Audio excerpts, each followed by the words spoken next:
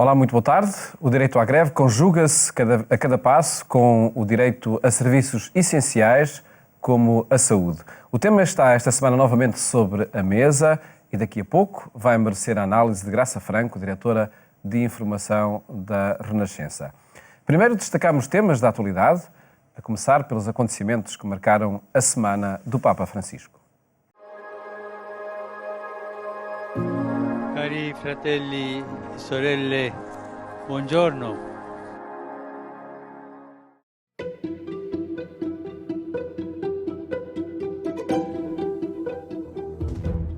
A Semana do Papa teve um olhar especial sobre Portugal.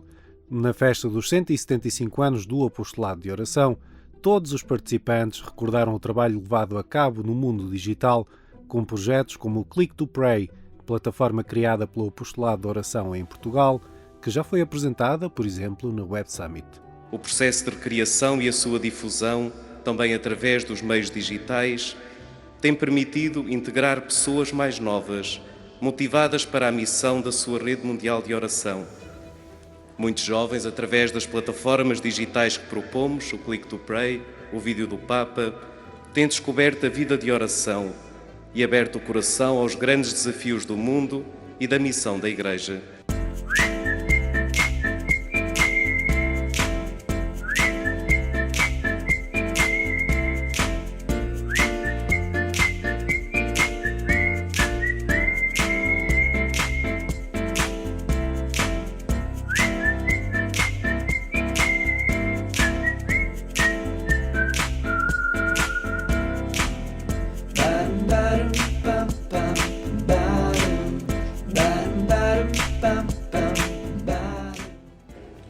È necessario che la missione della Chiesa si adegui ai tempi e utilizzi gli strumenti moderni che la tecnica mette a disposizione.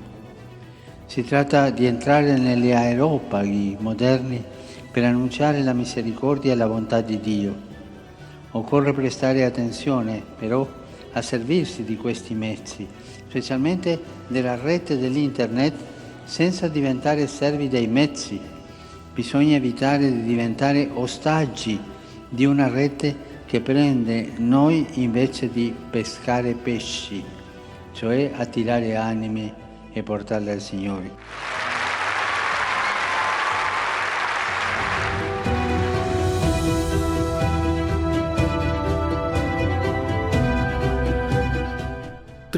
Arcebispos metropolitas nomeados nos últimos 12 meses estiveram no Vaticano para celebrar com o Papa a solenidade de São Pedro e São Paulo. Os responsáveis receberam o pálio, uma insígnia litúrgica que estava desde a noite anterior junto do túmulo do apóstolo Pedro, o primeiro Papa. Como tem sido tradição, a missa da solenidade de São Pedro e São Paulo foi acompanhada no Vaticano por uma delegação do Patriarcado Ecuménico de Constantinopla, da Igreja Ortodoxa. Gli apostoli Pietro e Paolo stanno davanti a noi come testimoni. Non si sono mai stancati di annunciare, di vivere in missione, in cammino, dalla terra di Gesù fino a Roma. Qui lo hanno testimoniato sino alla fine, dando la vita come martiri. Per intercessione degli Apostoli chiediamo oggi la grazia di amare la nostra Chiesa. Chiediamo occhi che sappiano vedere in essa fratelli e sorelle, un cuore che sappia accogliere gli altri con amore tenero che Gesù ha per noi. E chiediamo la forza di pregare perché non la pensa come noi. Pregare, questo la pensa altrimenti, prego per lui. Pregare e amare, che è il contrario di sparlare magari alle spalle, mai sparlare.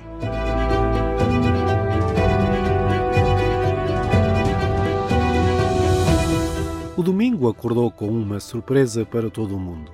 Donald Trump tornava-se no primeiro presidente dos Estados Unidos da América, em funções, a entrar em solo da Coreia do Norte. O Papa não deixou passar este momento em claro. Nelle ultime ore abbiamo assistito in Corea a un buon esempio di cultura dell'incontro. Saluto i protagonisti con la preghiera che tale gesto significativo costituisca un passo ulteriore nel cammino della pace, non solo su quella penisola, ma a favore del mondo intero.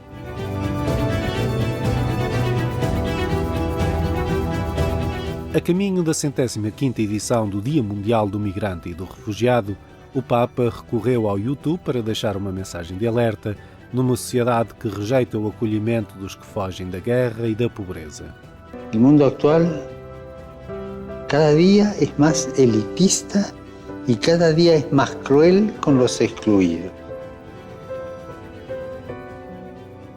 Los países en vías de desarrollo siguen agotando sus mejores recursos naturales y humanos en beneficio de unos pocos mercados privilegiados.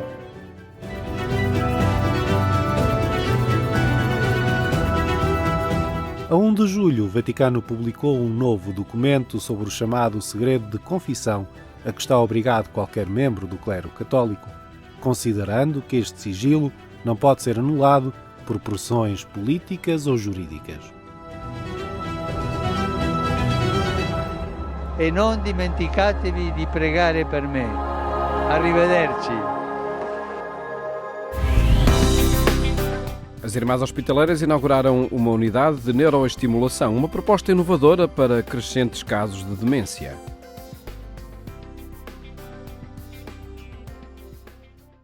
O dia era de festa na Casa de Saúde da Idanha. Há 125 anos, o primeiro paciente dava entrada nesta Casa das Irmãs Hospitaleiras do Sagrado Coração de Jesus, que desde então procuram aliar o cuidado humanizado à inovação científica.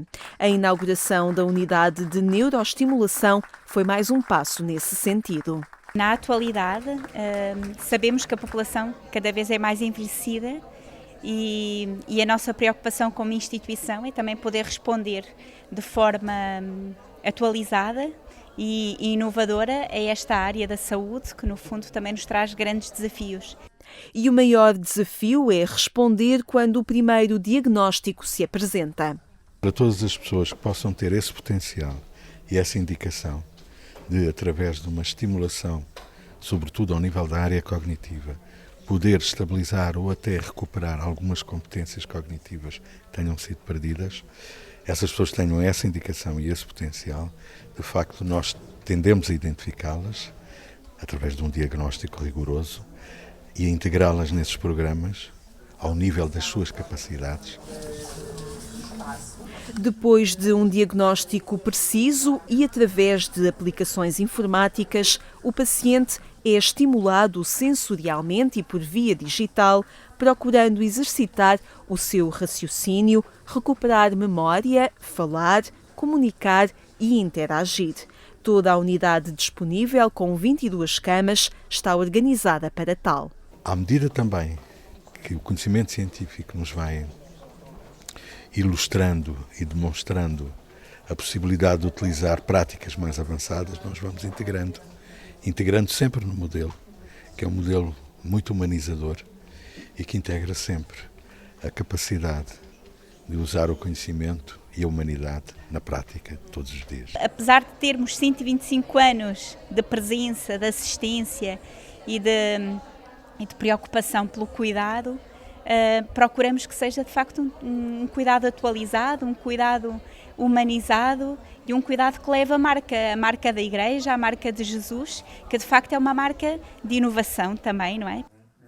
E de pensar em inovação se compunha também o dia. O seminário Inovar na Demência era o convite para conjugar verbos como cuidar e descobrir. Segundo os escritos do nosso fundador, porque de facto as instituições que assistiam a pessoas com doença mental eram instituições muito precárias e ele gostaria que as instituições das irmãs e também na altura dos irmãos, porque também foi restaurador da Ordem de São João de Deus, que se diferenciassem pela humanização e que se diferenciassem pela atenção e pela estética no cuidado à pessoa. A unidade de neuroestimulação é agora um passo em frente na área das demências, em que a Casa de Saúde da Idenha se especializa numa resposta integrada e aberta a diversas valências. Ajudar a treinar as pessoas que estão connosco e as famílias e outros colaboradores a poderem descobrir também estas pequeninas coisas positivas da pessoa e sãs, diria, não é? E que ajudam, de facto, a despertar esta pessoa que está no interior de cada um de nós e que por diferentes circunstâncias nem sempre a conseguimos despertar. O envelhecimento da população, a par do aumento da esperança média de vida, oferecem novos desafios. Há 125 anos, as Irmãs Hospitaleiras abriram a porta do cuidar. Hoje, são uma clara resposta ao atendimento humanizado e inovador.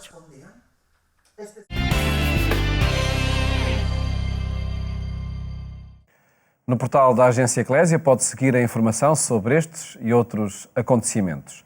Analisamos agora as consequências na prestação dos serviços de saúde da greve de médicos e enfermeiros.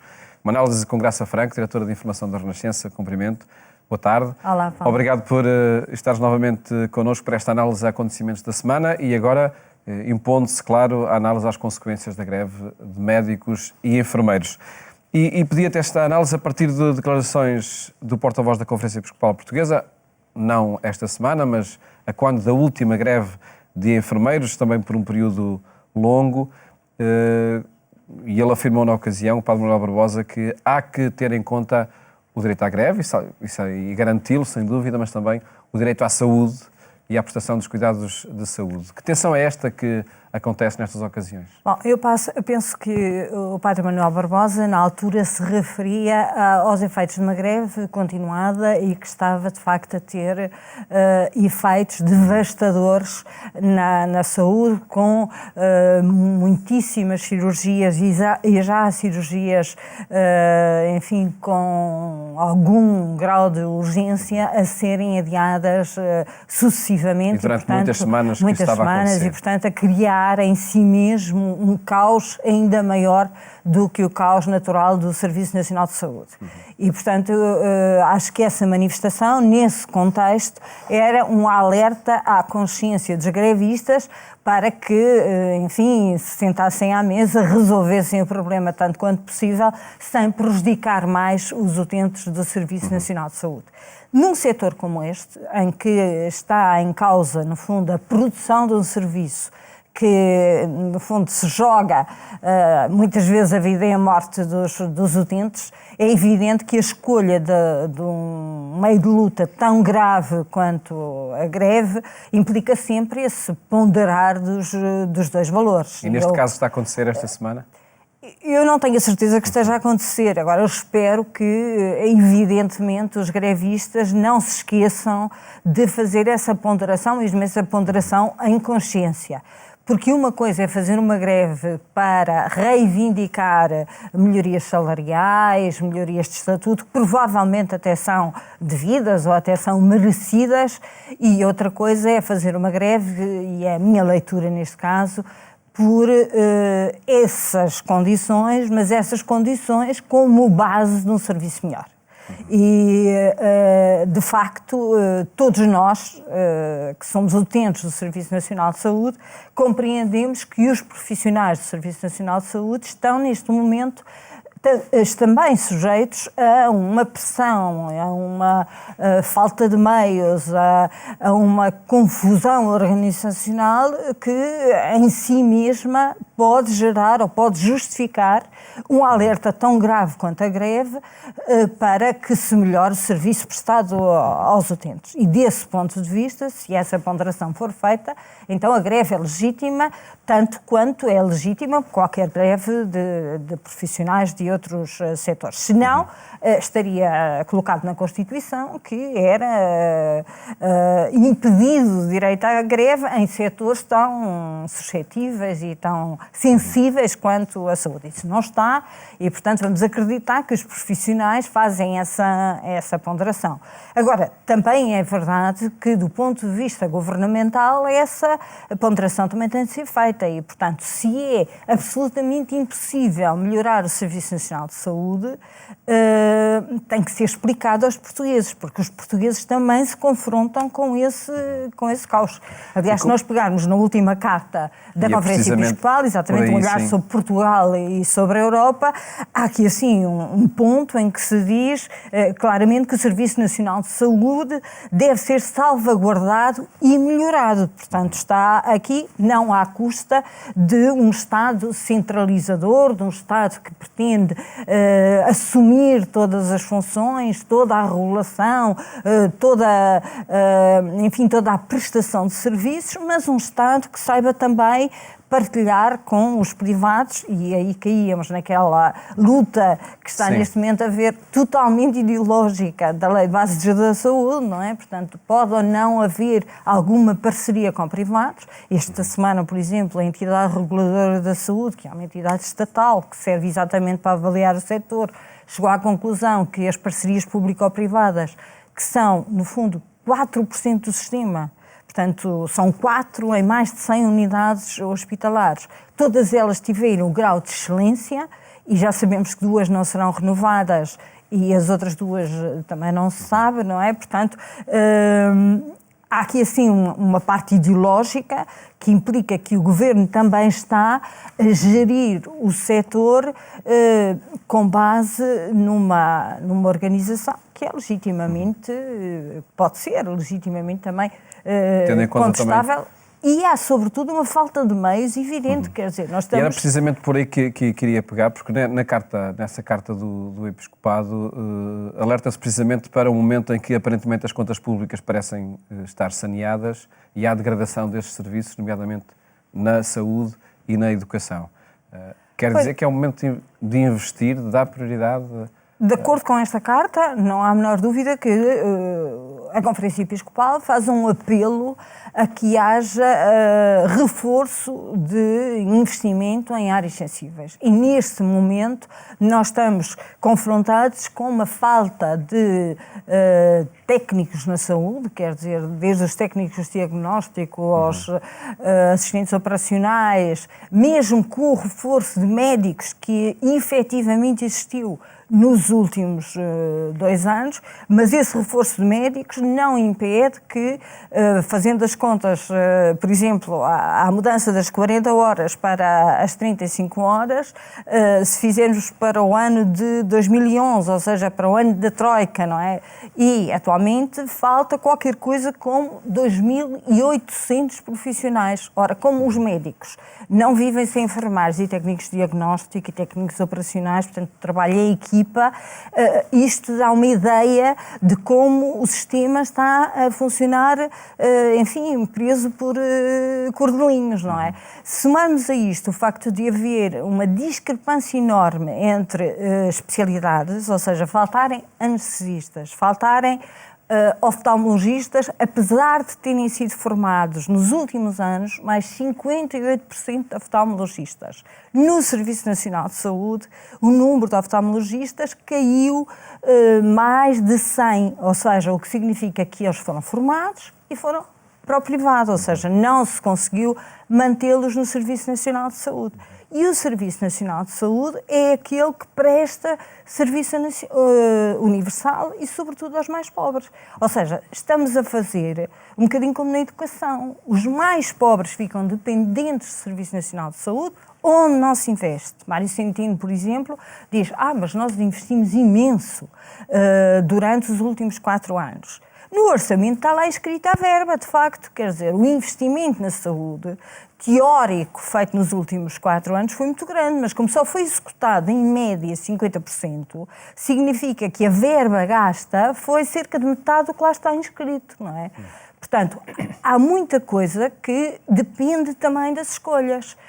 Não quero ser demagógica, mas um excedente orçamental tem que ser conseguido depois de resolver problemas tão graves quantos estes serviços básicos. Ou seja, não se pode ter contas, não é só certas, é contas extraordinariamente certas, não é? Melhor aluno da turma, quando isso é feito à custa, por exemplo, de uma centralização tão grande das contratações que faz com que o Governo anuncie em maio a abertura de 167 vagas para o Serviço Nacional de Saúde. Ficámos todos muito contentes. As vagas não foram ainda preenchidas. Em junho, o Governo volta a dizer que estão abertas, ou vão ser abertas, 167 vagas para o Serviço Nacional de Saúde. São exatamente as mesmas, não é? Mas impõe-se esse rigor também na contratação e na utilização dos dinheiros públicos. Claro que se impõe rigor, mas quer dizer, uma coisa é rigor, não é? Outra coisa é criar um sistema, uma cadeia burocrática tão grande, não é? Que primeiro pede-se autorização para contratar, depois pede-se descativação da verba do contratado, depois criam-se 300 procedimentos burocráticos e a pessoa contratada entra no ano seguinte, não é? Portanto, já se poupou um ordenado todo um ano. Para uma resposta breve, o que é que depende da Lei de Bases da Saúde para devolver alguma estabilidade a todo o sistema? Olha, eu acho que não depende de nada, porque durante 40 anos funcionou, ou durante 30 anos funcionou a Lei de Bases da Saúde, que não impunha parcerias, nem retirava as parcerias, dava liberdade total, não é? E agora parece que há uma nova Lei de Bases da Saúde resumida a esta grande questão. Há parcerias ou não há parcerias? É um debate político à volta dela, não é? Portanto, vamos proibir as parcerias para todo o sempre ou vamos deixar que de vez em quando haja uma parceria, não é? Aquilo que o bom senso deveria, a cada momento, decidir e sugerir, exatamente. Graça Franco, obrigado por ter estado aqui no programa Eclésia a apresentar, a analisar esta greve dos médicos e enfermeiros. Muito obrigado. E mais logo é na rádio, na Antena 1, que chegamos à sua companhia quando forem 22h45. Até lá, votos de uma ótima tarde. Até amanhã, se Deus quiser.